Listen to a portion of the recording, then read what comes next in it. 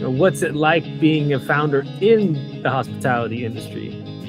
Well, the hospitality industry is about like serving other people and like solving right now we're trying to solve problems for like chef operators, designers, and like other suppliers as well. How does it feel like? Well, it feels kind of just like being an operator. I'm not gonna lie. It feels like you're still serving the same people. Well, you're serving people, but now you're serving the people that serve other people as well. Like, so you still have like that hospitality touch to everything. And even though it is technology driven, I don't want to lose that hospitality touch because I've been in the space for 10 years at this point. Like, I have my undergraduate in hospitality management. I've gone from wine expert to they call me a wine therapist at some point when I was working at a wine bar, to hostess, to server, to the supply side of hospitality. So we're just solving problems, but on a different level. You know what I mean? Like, we're still here to serve. We're still here to curate and make the experience beautiful for everybody. The tabletop experience is what you focus on with Arteva. Yeah. So how do you make a lasting impression with the tabletop experience itself? It's more about kind of like curating the stage, the canvas. Like the tabletop and the plate is the canvas for the chef. So how do we curate? That's actually we're partnering with chefs. So yes, we bring the tables and we bring all these fun ideas and curate and bring high-end quality products to the chefs and bringing awareness to them. But at the end of the day, the ones that really do make the plate are the chefs, are the artists on that canvas. So what they choose at the end of the day through Arteva is really up to them. You've got the tabletop focused on a couple of areas, plateware, utensils, glassware, and then all of these kind of accessories that go with it. But still, it's like you leave a blank canvas open for the plate to arrive, the food itself kind of being the showcase. But, sometimes you sit down at a white tablecloth and that works for a particular place, but not another setting, not another setting. So here you seem to be dealing with a lot of different suppliers, and each of them are trying to differentiate. Tell me about the experience with the buying from multiple suppliers. Typically, there's a lot of different suppliers out there. Like, this is a very niche curated world that a lot of people don't know about. But there's a lot of people in it as well. So what we are pretty much are tabletop experts in like china, glass, silver, linens, textiles, furniture too as well. So understanding and knowing all the hundreds of different suppliers out there, it's a lot to be able to remember and go to each individual like website. And sometimes I've seen a lot of operators, they're like, I one time worked with this one plate and I loved it and I love the brand, I just don't remember the brand. And that's what we're trying to solve here. I don't want them to have to try to remember the brand or always go back to the same brands. They just need a space where food and beverage decision makers can go in and be like, Arteva is the place where no matter what, I will find good quality, beautiful pieces. Like, so it works well within the hospitality industry. It looks beautiful within the hospitality industry. And I don't have to remember all my favorite brands. I can always go back in there and find something amazing. I like the idea on your website with the mood board. It does have a Pinterest kind of aspect to it, but in the case which is a great model because that's so very popular. But you have great photography on these on the mood boards as well, and that gives you a cool variety. What's the inspiration behind that? Behind the mood boards? Well, I do have a marketing background, so I also know that if you're trying to sell one plate, right, and you see the plate one time in one context, sometimes people just see that one context for that one plate. For the inspiration behind this, it's marketing is about context. So you can sell the same pen in different settings, and you can change the pricing of that pen based on the setting it's in. So why not put the same plate over and over again in different settings until someone decides that's the plate for me? They probably saw it a million times before they finally decided that, like, you know what, like this plate, yeah, that's gonna work, right? But it also depends on, like, is it in a daylight photo or a nighttime photo? Is it moody? Is it fun? Is it loungy? You know what I mean? Like, it depends on what context people see it in, and that's how they're going to perceive it. So it's a little bit of an influence thing, yeah. But it's also more of like curating different palettes and different mood boards for them. Mood boards for like designers and chefs, and giving them different inspirations, because that's what they need. They just need to see inspiration. Tell me a little about these people. I mean, you're dealing with the beverage managers, food and beverage managers, executive chefs. These are busy people. Like I was mentioning at the kind of beginning. Like, what's really hurting them? What's really hurting them? If you really want to get to the nitty gritty, like staffing gaps, phone calls, vendor issues, inspections, late deliveries, mismatched pieces, like that's actually what's really hurting them. But what's hurting them when it relates to tabletop consultants and Arteva, and what we're trying to focus on, is the convenience of a showroom, because their tabletop really does matter at the end of the day in certain, restaurant settings and hospitality settings. And I noticed over the years, as I was talking to people, it's like, yes, they drew inspiration from different things like Pinterest to Webstraw, which is commodity-based products, to catalogs that I would drop off to just other people's restaurants. And they would see these plates and all these designs, and they're like, I don't know where to get it. Or if they did get it off Pinterest, it's like a crate and barrel product that's going to break in 2 seconds. So then now their ROI and their bottom line is like they're losing out on the bottom line. So that's why quality matters, and who it comes from really matters also, because it does affect their profits. And it's a penny's business at the end of the day in hospitality. Like, we can't be spending so much money on products that's going to be like flying out the door in 2 seconds, right? And you can't have a lot of chipping either, because then if it does chip, it doesn't look good. And then now, you see where I'm going there, right? So what does it help with?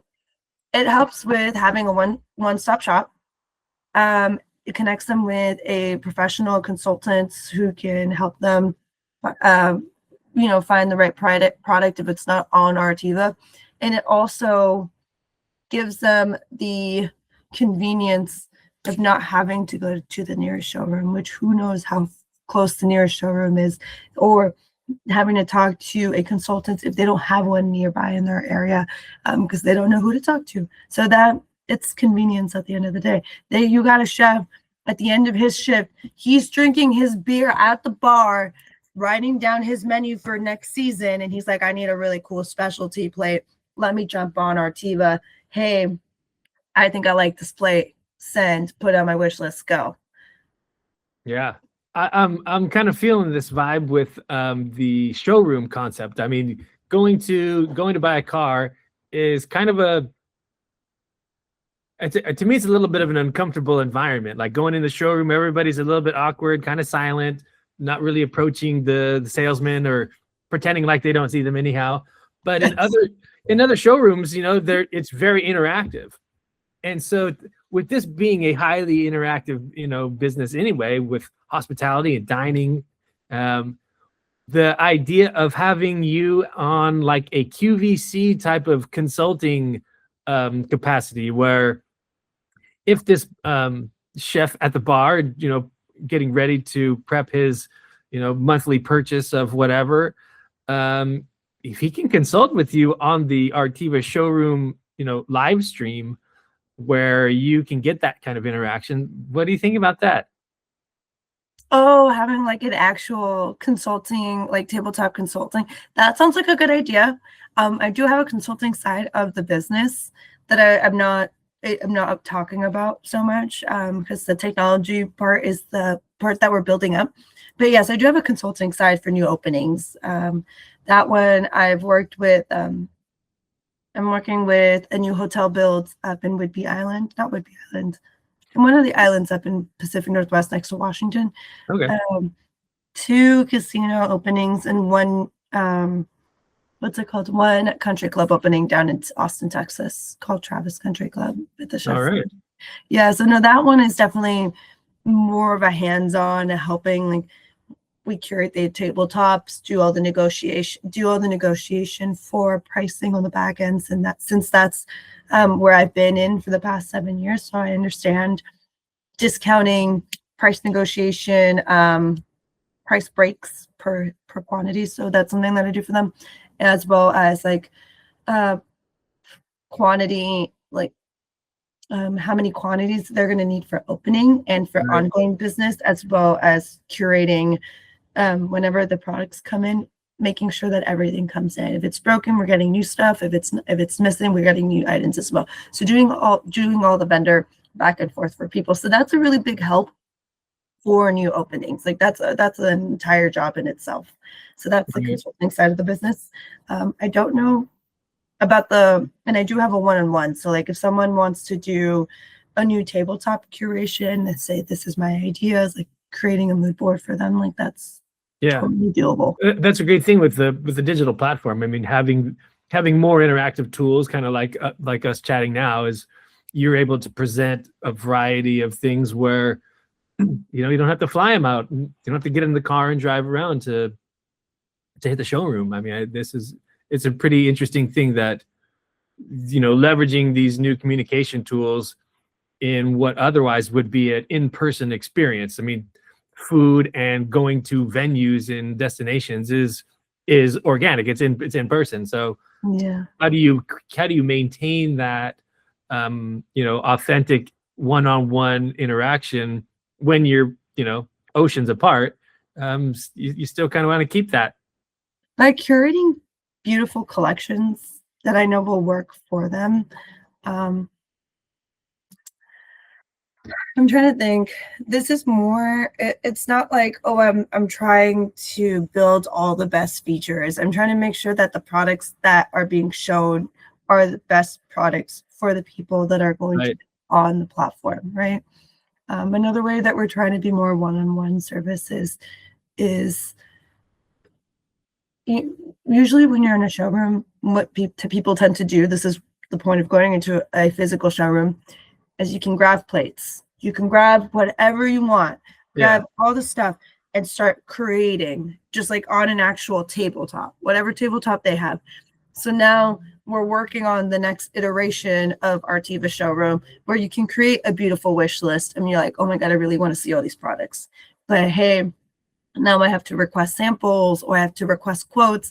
Why not have a 2D mood board where you can now start putting all the products on your own little tabletop on your phone and be like, oh, that really looks good. Oh, wait, I don't really like that. Take this out. Let's put this one in. So that's the next iteration. You could still do what you do in a physical showroom, but now at the comfort of the bar with your beer in hand. It's tough to beat, right? It's kind of tough to beat, I know, but like we're not taking away the human aspect at all. Actually, like this is creating a better sales cycle for the actual consultants. Now they've already done all the hard part of curating and looking. Now they're ready to move on to the consultants and be like, okay, do you got more in the line? Like, do you have more of this line? Or is there anything else you can show me? And now this is a warm lead. They are interested and they are ready to move on to the next person, to the person that's really going to help them put that order in. Right. Yeah. I was just writing about when you're meeting in business, but particularly in startups, the relationships are the fundamental most valuable asset. Knowing people and gaining their trust and helping them so that the help is kind of reciprocated is really critical. And that value of that handshake, that introduction of going and meeting somebody, leads to that warm lead, that leads to that closed sale. It really is a really cool thought that I was just trying to kind of put into some basic terms in writing about the Leatherby Center. So tell me a little bit about your experience there. How it really is a community. It's a community center in my mind. It really attracts a variety of people from the public who are not students, but then you got your MBAs in there too. You've got young high school students during the summer that were there. That was cool. Strong representation, and then some silver-haired guys like me. And so you get a great range. What was your take on the Leatherby Center? Take on my Leatherby Center. I think it's super inclusive, as you mentioned. I love the fact that it's open to the public. Like, I've met so many people there. It's collaborative. We have like informal mentorships. Like, it's not super hardcore, like old school mentorship. Like, this is, you're walking in and someone's ready to help you, like, or someone's ready to help each other, no matter what. Like, I really like the culture at the Leatherby Center. It's just beautiful. And you're right, there's a lot of cross-pollination between like students, staff, teachers, general public, founders, advisors. Like, there's just so many options. How did you find out about the Leatherby Center? What brought you there? It was one other not entrepreneur in residence. It was one of the executive MBA students who had mentioned it casually in one of our classes. It was a marketing class that we were all taking together. And I was like, oh, that sounds really cool. I'm going to go check it out one day. And then, over time, I heard about it a bit more. And at some point, as I was driving to school, something told me to take a turn and just go to the Leatherby Center. And I did. And that's when I met Mario. And Mario was like, do you have an idea? I was like, I do have an idea. And he's like, do you want to join our accelerator incubator over the summer? And I said, sure, why not? And it kind of just went from there. It felt kind of like intuition. That was really cool. I was just driving, and all of a sudden they're like, you should check out the Leatherby Center. And like, it just popped up in my mind, and I was like, okay, why not? Like, let's take a turn. And that's how we came to be. Hey, I had a similar experience. I really don't know whether it was a Google ad that popped up on the side of my Google search, or it was just a link that came up when I wasn't even seeking anything in Orange County for entrepreneurs. All I do know is that I saw I got to the Leatherby site and sent an email to Cynthia, and about a week later, I was there in February, and I've been there all year. I haven't left. This February? That's okay. Right. So from February until December, I have been filming there and operating out of there almost exclusively. And it really was. I mean, it was God telling me to take the right turn, and I got right in there. And that's how I found it. So I understand what you mean. Like, I think I just need to make this turn here today and be in the right place. I love how the world works like that sometimes. That's, there's a lot of stuff in between that, in that air that we can't see anything in. I think that's where the magic is, Mm-hmm. The higher power. So you, along the Leatherby lines, one of the great things that you found out was that after completing the incubator, you get to pitch, which qualifies you for the Cal OSBA. Oh no! After I pitched, I found out that the first iteration of whatever company I was trying to build at the time, which was HPQ, Hospitality Pro Quotes, was just not getting across to people, even though it's still really necessary. Actually, I have the actual product done already. So I did create an MVP for that one. I'm trying to sell it off. And then Kevin came up with this other idea, and I kind of just ran with it. So I ended up pivoting, creating another company, and now we're here. And then I started applying for the Cal OSBA in the beginning of December, or at the end of November. And how's that going? What's the status with Cal OSBA? Cal OSBA. Right now, I got nominated for the $50,000. I did end up pitching, so I sent in my application. And out of 30 people, 6 of us were allowed to pitch. And then 6 of us pitched. Now 3 of us got nominated to be for the innovation grants at Cal OSBA, and we're just waiting for the beginning of January for that answer now. Fantastic. So if you get the answer, is that another round of pitching, or is there some other type of process that you go through before they cut the check? Or Yeah, that's the answer we get, whether yes or no. And then from there, if they say yes, then I have to incorporate as quickly as possible. Mhm. My business. And then if they say no, then I'm still on the same track as I was last time. And we're still chugging along, still working on partnerships, and I'm still working on marketing to get the word out. Speaking of, partnerships and marketing, what are you doing in that space? What are your efforts going toward? Right now, my efforts are going into uploading all the products onto the website and creating mood boards. I want to create a space where it's ready to start bringing people in. And then after that, once I'm done with that in a few days, I'm actually going to start going into the marketing campaign side of it. It's just me working on it. My partner, he does all the technical, what he does best, essentially. He does the technology part of it the best. I'm just over here. I'm like, okay, here are my ideas. Go for it. Just build it, please. And he's like, you got it. Like, once I let him actually just do his thing, he built everything. He's like, if you can imagine it, I can do it. I'm like, that's fantastic. Right. Yeah. And so he does that part, but so now my efforts are just going into building partnerships, getting products online, and now after that, like marketing the products for social media through a social media campaign and building that value for our brand partners. That's fantastic. What does 2026 look like for you? Have you got anything scheduled, or are there any milestones that you're looking to hit? Yeah, we're trying to hit our we got this our first 10 partners. Right now we got 5 partners coming on board. I need 5 more of them, but I haven't done much pitching since I've got the other 5. I'm like, you know what, we could start working with these guys and then build it up a little bit faster. Build them up and then start bringing more in, because they have plenty of products. We have plenty of products through these partners. We were going to start with 10 partners, 50 SKUs.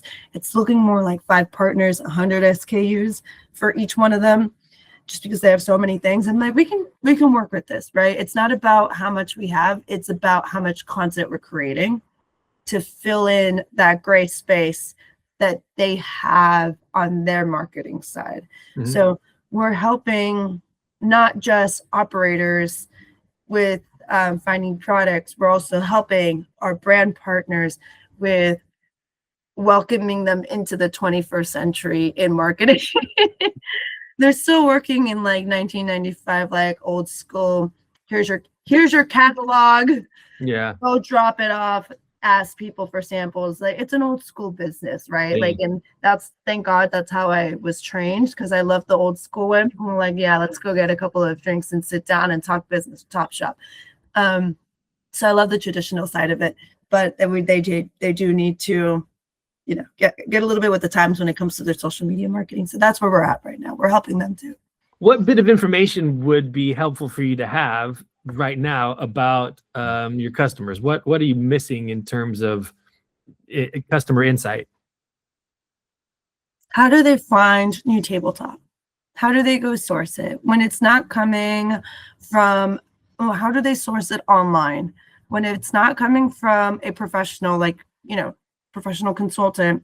When it's not coming from the pictures, like if they go to Vegas and they're like, oh, I really like this tabletop, let me ask the chef here what are they looking online for? Are they going like, I've asked a couple of them, because I've worked with a lot of chefs in my life, and they'll be like, oh, Asian chicken salad in a fine dining 2 Michelin star restaurant. That's what a 2 Michelin star restaurant chef would look for, because he's very specific, very niche.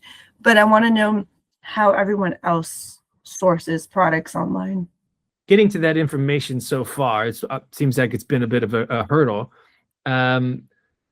Is there a survey or a questionnaire set that kind of further refines that you've tried out before in some kind of stakeholder discovery, or is it perhaps a new tool that we're developing right now on the fly? No. Right now what I'm going to be doing is doing a survey on so now that we're creating the MVP, we're getting the products on there. We do a 90-day beta testing starting on the 31st. So we're like 8 days away from that beta. Or we're 11 days away from that beta testing, right? I'm going to be pulling Arteva Showroom up in front of our people, and they are going to be giving me their feedback, not just on the product, but also like, what keywords they look for when they're online, and then doing surveys on that as well. So that's what the MVP is for. We're going to be doing a lot more surveying on what really works with our core group. I've been considering in joining the incubator this summer, actually. It got me thinking about, when I'm listening to everybody during the scrum, when everybody's going around explaining some of their challenges and what they're looking forward to, and then just the general discussions of the problems, really. And that's kind of where my ears are perking up. Like, what problems, hurdles, challenges, issues, deficiencies does Ariana have? So most of my notes for many of those meetings really are about each founder's problems. So it got me thinking more of kind of turning it around, where, my television show or documentary really is meant to showcase Ariana and Arteva just as much as it is intended to show the whole ecosystem that supports your startup. So as a real service, it's not just a matter of, me putting you on TV or an interview or something like that. But if I can go and create some kind of documentary, let's say, or a small miniseries that's about the problem you just described, how are people sourcing their tabletop? If I go and ask all of them in a research kind of capacity, making it fun for them to disclose that information, then I come back to you and I go, well, here you go. Here's 65 different buyers, and these are the avenues that they've been going on, and you can kind of see their pain in a way that is a little more digestible in one sitting. So I've been thinking about how to approach that with other founders and other industries, as that kind of same marketing research tool in a way. Yeah. No, that would be fantastic. Yeah, I would love that information. It's an interesting thought. I mean, I add that to the ridiculous list that I'm, running with already. But to me, it sounds like a lot of fun in like an anthropology kind of way. Like, what are these guys doing anyway? That it seems like there's a disconnect that shouldn't be there. Like the conversation, they should be finding you. But and the truth of the matter is that there's just too many things going on. There's all kinds of blind spots and stuff in people's life. Yeah, they have a lot of things going on. It's more of just like, how do we integrate ourselves into their lives easily, like that? And that's why social media matters so much, because people are already on Instagram. The majority of people they're already on TikTok, they're already on LinkedIn or Pinterest. Everyone's connected in some sort of way. The only people that aren't connected is my grandmother from freaking Mexico. That's who she's, or my aunt from Mexico. Okay, she barely just went into a touch screen phone recently. Okay, that's the only human being I know that's not connected. But most chefs want to connect with other chefs. Most chefs and decision makers and consultants want to show off their work on some platform.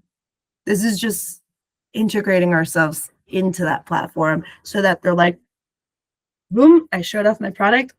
Oh, here's Arteva. Let's get more product to show off. So like, help with my work. It's like, I don't know. Right. I really appreciate the way that you say that, and let's integrate into their lives. That breaks down all these barriers and is a very streamlined way of thinking, at least from what I envision. While you're working on McGill, you're working on Arteva at the same time? Yes. We currently at that. So right now with McGill, we're actually heading into my last year with McGill and also my 7th year with McGill. Been together since 2019. But it's actually been like a great ride together over the years. It's helped me, one, make a lot of connections within the tabletop industry, and two, like the marketing side, the actual building side. Like I was allowed at a really young age, during the pandemic, my bosses were like, hey, by the way, we also take care of the Reno Tahoe area. And I was like, what's Reno Tahoe? I didn't know what it was at the time, because I was living in San Francisco, but I'm from Southern California. And she's like, it's our area that we just don't really go. And I was like, oh, okay, let me go check it out. She's like, yeah, if you can build it up from zero It's all yours. I'm like, cool. So I've learned to build territories. And since then, I've built up the Sacramento, Central Valley, Reno, Tahoe, and Pacific Northwest, Washington, Seattle region as well. All right. So, You're NorCal and above. yeah, North Carolina. But I kept going north, even though I really don't like cold weather. I was just like, let's go check it out. So yeah. Oh, there's plenty of great places to visit up there for, hospitality reasons, that's for sure. Oh, fantastic. So it has given me the absolute like building rock of what building a business is. Mm-hmm. Even though it wasn't my business, but it helped so much. Yeah. Are you familiar with the McMenamins chain? Yes, I love them. Have you been to the McMenamins in Tacoma, Washington? I don't think Tacoma. I was we went to the Kennedy School and I think it's St. Francis School. They're like Kennedy School is a elementary school that they redeveloped into the hotel distillery bar thing, and then I think St. Francis School as well, or the St. Francis Hotel, which was I think in Portland. I mean, it was just awesome. It was like the gym was turned into a movie theater, and then you check in at the principal's office, and all the rooms are former classrooms, and the bar and spa and all this stuff. I mean, they're a really cool deal. Yeah, McMenamins, I love them. I actually have a lot of their coasters because I'm in love with their entire idea of how they operate. They have, so I used to live next to the McMenamins temple, which was like this Jewish temple. It was huge. It was beautiful. And when you went inside, it was a hotel, and they had a speakeasy bar. Like there was a wall that I didn't realize how to open it, and I kept pushing it. Yeah. we figured it out later, but the speakeasy was beautiful. It was like 6 different cocktail bars and restaurants within the same hotel. And then there's like this huge tiki room in the basement downstairs, and then they had the Spanish Room theater, which was gorgeous. Yeah, that's great. This I think it was the Kennedy School that had this.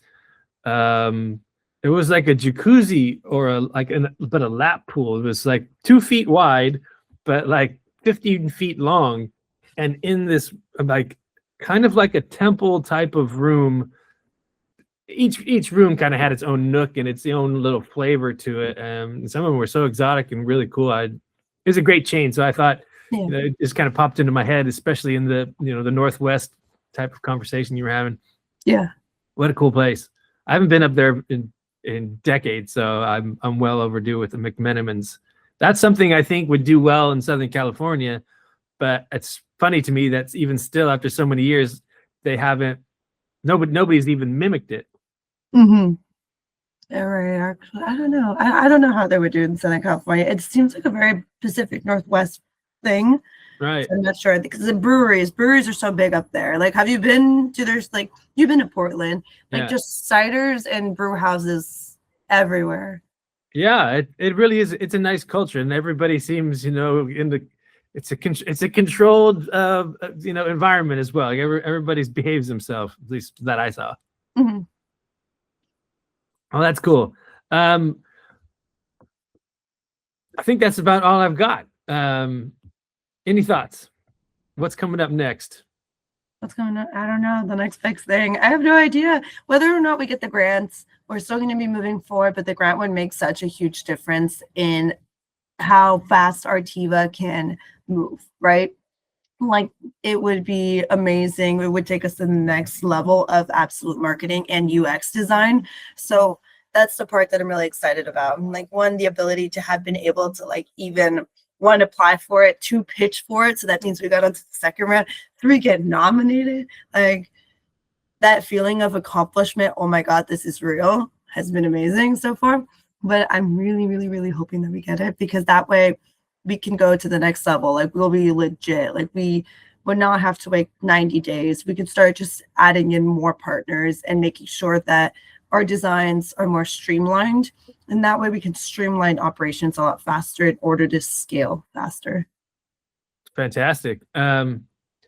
Well, then let's get together when the word comes out. I mean, I want to let's add this to the ongoing follow-up with Arteva and start to scale this out. I mean, the Rancho is in need of new and better content. So as you grow, we grow. That's awesome. You'd be like, what's the good word? I'm like, That's the good it. word is. Truly, I mean, I personally would like it to get to a point where, you jump in for a 30-minute show, kind of like, on a once a week or once a month, where there's a regular thing where we get the update and then it kind of fashion it into the kind of the hospitality, hour where, some of your other cohort, your other partners or stuff, we can kind of co-brand, cooperate. I don't know. Yeah, what do you mean? What do you need for the Rancho? Like, what's next for you? I gotta edit that stinking documentary that really is kind of like the hallmark of it, and it'd be good because it's at 2 hours of time, I think I'll be able to have like 3 of those. So there's 6 hours that kind of cover the startup world, Orange County and Los Angeles County. I've got most of the work that's been going on there will showcase that. So if I put those 6 hours online as kind of a streaming repeating cycle, now I'm only down to 18 more hours to go to fill out 24. Yeah. And I've got a lot more different show content and stuff. So my goal is to build out a 24-hour channel of some kind of fashion where it's all about startups and getting people's insights about the Leatherby Center, so it corroborates with what's going on at the Leatherby Center. They've got a whole slate of events, as you know, like Thursdays at 4 to 6 are kind of their prime time for cool events. I think having them live streamed and kind of as a commentated, moderated thing, rather than just people kind of showing up, randomly, let's promote it out like a TV show, like perhaps it could be. So I'm pitching those ideas to Cynthia and some of the other unis, see how that goes. But I really need to scale up my team. I need to get my Kalos BA application in myself, which was kind of where I'm sitting. So some cash, and I think that's going to come through advertisers first. Mm-hmm. And by building, my hope is really to anchor the reason to advertise around, segments that feature, strong interviews or cool startups that people want to know about. So the bigger the brand name that Ariana Reyes and Arteva are, hopefully I can get advertisers that would be curious to match with your business. I mean, if there are, hotels in Corona Del Mar or San Diego, or ones that you are already working with, particularly that would like a little co-branded experience with Arteva, I'm trying to send people to you as much as anything. Oh, I see what you're saying then. Okay. Well, then let's see how this goes then. Totally. Yeah. Brand new thoughts. So like, how do I bring the audience that is your customer? How do I get them to you? What other advertiser brings you and them together? Mm-hmm. That's kind of where my strategy is leaning. Okay. But if you have any thoughts, shoot me an email, drop me a text, whatever. Okay, you got it then. Right on. Well, thank you so much for your time. You bet. I appreciate it. Yeah, Happy New Year. If I don't talk to you then, Happy Holidays and Happy New Year's. You as well. Happy holidays and Happy New Year's, Ariana. Bye, Chris.